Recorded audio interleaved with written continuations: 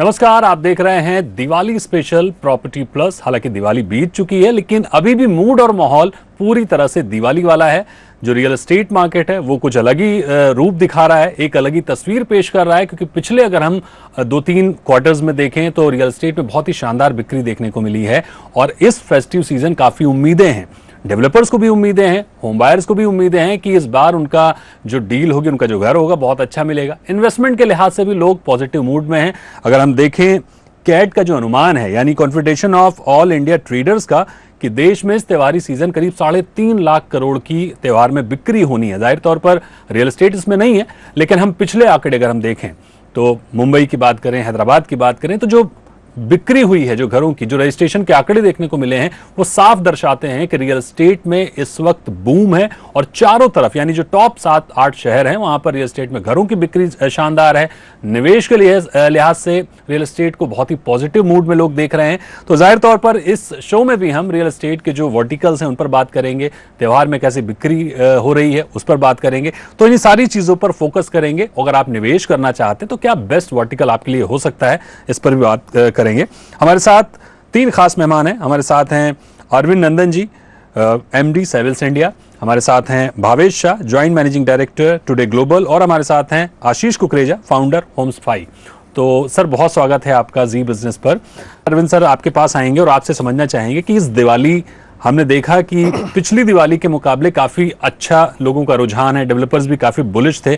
तो ओवरऑल आपको सेंटिमेंट कैसा दिख रहा है कंज्यूमर की ओर से? देखिए, कंज्यूमर सेंटिमेंट बहुत पॉजिटिव है इन दिनों, और न सिर्फ अभी बल्कि पिछले 6-7 साल का अगर आप ग्राफ देखें तो ऐसा लगता है जैसे हम इस समय पीक पर हैं पिछले 6-7 साल के मुकाबले। बिल्कुल, मार्केट पीक की तरफ है और आंकड़े भी कुछ यही बता रहे हैं कि मार्केट आगे बढ़ता हुआ दिख रहा है। भावेश जी, आपके पास आएंगे, आपसे जानने की कोशिश करेंगे कि हम पिछले 2-3 महीने से देख रहे हैं कि मुंबई में जो रजिस्ट्रेशन का आंकड़ा है वो 8,000-9,000 के आसपास बना हुआ है। बिल्कुल, बहुत ही अच्छी सेल दिख रही है, गवर्नमेंट को भी अच्छा एक रेवेन्यू मिल रहा है। तो आपकी ओर से एज ए डेवलपर आप किस तरह का मूड माहौल देख रहे हैं? किस सेगमेंट में ज्यादा बिक्री देख रहे हैं? कंज्यूमर्स का जो फोकस है वो किस सेगमेंट में देख रहे हैं? बिल्कुल दीपक जी, 2-3 चीज़ें यहाँ पर मैं बताना चाहूँगा कि जैसे कि अभी बात हुआ कि मार्केट यहाँ पर पीक पे है, तो डेफिनेटली इसमें मैं अग्री करता हूँ, मार्केट पीक पे। अभी आप एनरॉक की लेटेस्ट रिपोर्ट अगर देखेंगे तो सेकंड क्वार्टर में year over year 36% business top 7 cities में बढ़ा है, जो कि एक बहुत बड़ा आंकड़ा है। अभी रिसेंटली मैं कॉलियर्स की रिपोर्ट पढ़ रहा था, आप उसके अंदर देखेंगे कि पूरे साल में रियल एस्टेट में हम जो बिजनेस करते हैं उसका 40% बिजनेस लास्ट क्वार्टर में आता है। बहुत ऑब्वियस रीज़न है, लास्ट क्वार्टर में गणेश चतुर्थी, नवरात्रि, दशहरा, दिवाली, और एज ए देश हम लोग एक कल्चर वाले देश है जो हमेशा से ऑस्पिशियस टाइम पे हम लोग चीज़ें खरीदना चाहते हैं। तो इस वजह से ग्रोथ बहुत है। Q4 अभी तक बहुत अच्छा गया है, और उससे भी अच्छी बात है कि डेफिनेटली बायर तो बहुत पॉजिटिव है ही, लेकिन साथ में डेवलपर भी बढ़ चढ़ के स्कीम्स लेके आ रहे हैं। आप कहीं भी जाइए, stamp duty free, GST free, EMI, subvention, overall जो बोलते हैं ना विन विन सिचुएशन। डेवलपर खुश है तो वो स्कीम दे रहा है, और बायर जो काफ़ी सालों से जो अपने इमोशंस को कंट्रोल करके रुके हुए थे, पोस्ट कोरोना जो बाइंग की जो होड़ आई है, हमें लगा था कि वो 1 साल की होगी, पर अभी आप देख लिए 2.5-3 साल हो गए, अभी भी वही होड़ मची हुई है। उसी तरह से एक्स्ट्रा ऑर्डिनरी सेल हो रही है, और मेरा तो पर्सनली ये मानना है कि ये मार्केट का पीक आगे भी बना रहेगा और रियल एस्टेट में तेजी ऐसे ही बनी रहेगी। बिल्कुल, जैसा भावेश जी ने बताया, आशीष जी, की रियल एस्टेट में पीक बना रहेगा, अरविंद सर ने भी बताया पीक बना रहेगा, और आगे भी पॉजिटिव सेंटिमेंट दिख रहे हैं। आज तो पीक पर है ही, आगे भी पॉजिटिव सेंटिमेंट्स दिख रहे हैं। क्या बड़े ट्रिगर्स हैं इस वजह, मतलब इस पीक के बड़े ट्रिगर्स क्या दिख रहे हैं?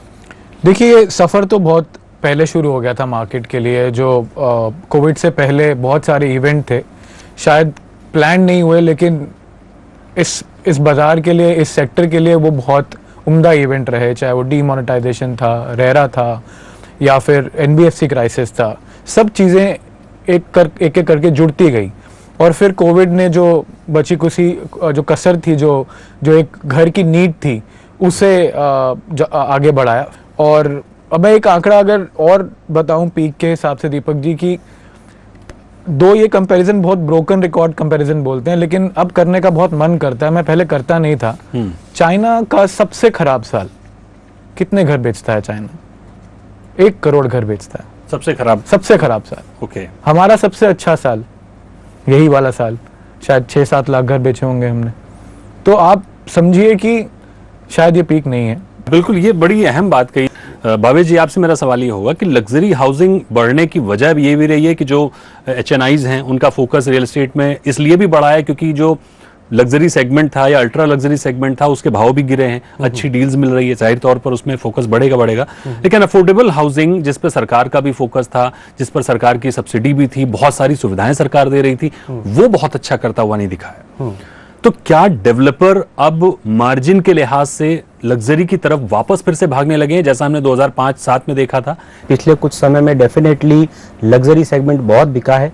उसका एक बहुत बड़ा कारण ये है कि HNI का इन्वेस्टमेंट आया है, लोगों का इनकम बढ़ा है, लोग महंगे घरों की तरफ गए।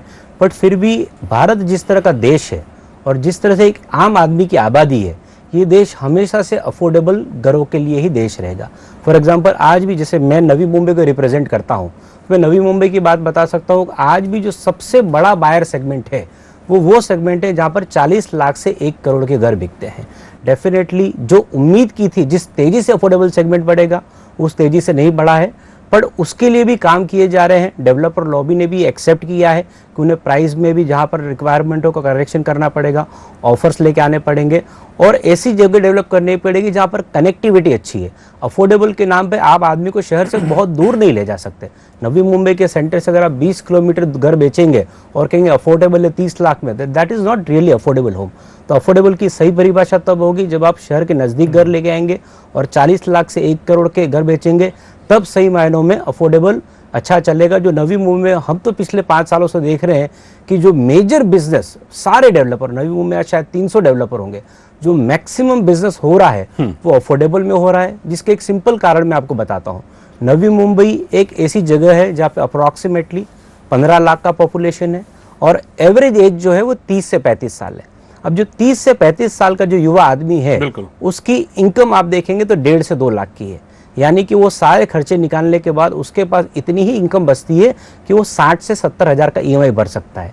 That is simply the math goes कि आप ले सकते हैं 60 से 70 लाख का घर। इसलिए अफोर्डेबल सेगमेंट तो अभी भी है और आगे भी ग्रोथ बनी रहेगी।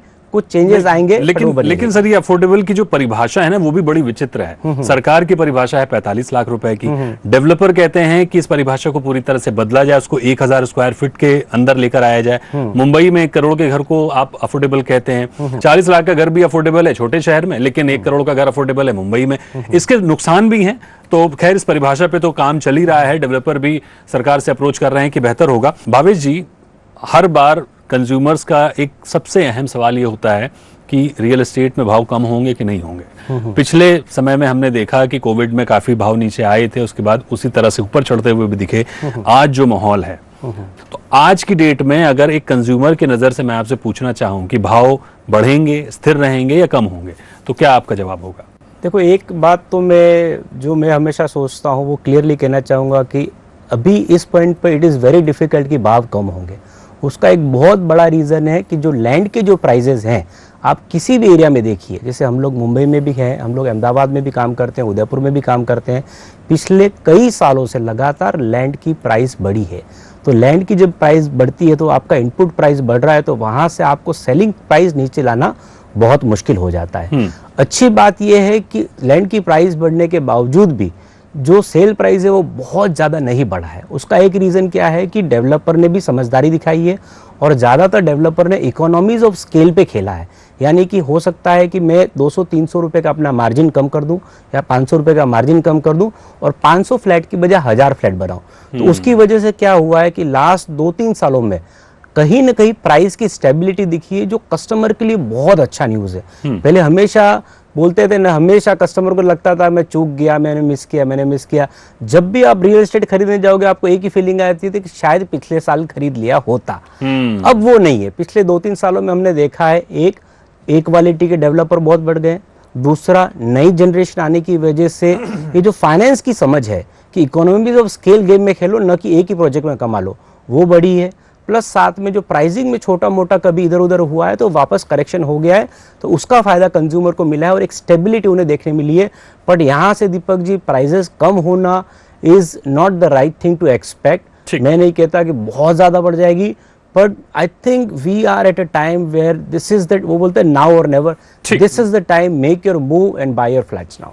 लेकिन इसमें आपको एक बात और बता दूं, एक रिपोर्ट के मुताबिक देश भर में करीब 5 लाख घर अटके भी हुए हैं, 4.5 लाख करोड़ की प्रॉपर्टी अटकी हुई है। वो जो बायर्स हैं वो सोचते हैं कि काश मैंने ये ना खरीदा होता। तो इसमें आपको ये बात ध्यान रखनी है कि आप किसी ऐसे डेवलपर के पास बिल्कुल मत जाइएगा जिसका ट्रैक रिकॉर्ड खराब है, जो अच्छे से डिलीवरी नहीं करता। आप ड्यू डिलीजेंस करने के बाद ही उस डेवलपर के पास जाइए। इस दिवाली स्पेशल में हमारी कोशिश यही थी कि हम आपको ये बता सकें कि रियल एस्टेट मार्केट का मौजूदा हाल क्या है, पिछली दिवाली से इस दिवाली तक रियल एस्टेट कहां पहुंचा है और अगली दिवाली तक क्या कुछ उम्मीदें हैं। तो इन्हीं सब बातों पर हमने चर्चा की और ये तो चर्चा ऐसी है कि आप इसको कितनी भी देर करिए ये कमी होती है। तो इस दिवाली में, इस शो में फिलहाल इतना ही। आशीष जी, अरविंद सर और भावेश जी, आपको बहुत शुक्रिया हमारे साथ जुड़ने के लिए, और आपको भी दिवाली की ढेर सारी शुभकामनाएं।